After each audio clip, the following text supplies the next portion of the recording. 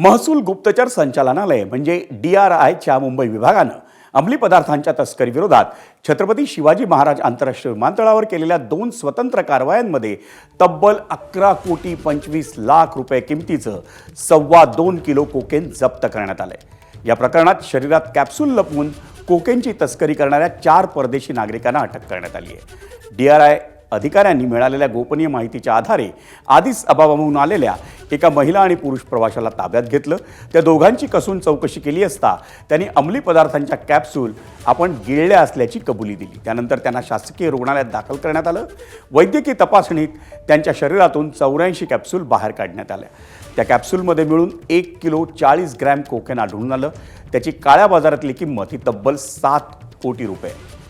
19 मे रोजी झालेल्या कारवाईतही एका स्त्री आणि पुरुष प्रवाशाच्या शरीरातून अंमली पदार्थांच्या 63 कॅप्सूल जप्त करण्यात आल्या होत्या आणि त्या कॅप्सूलमध्ये 850 ग्रॅम कोकेन आढळलं होतं आणि त्याची किंमत 4,25,00,000 रुपयांच्या आसपास असल्याचं सांगण्यात येतं।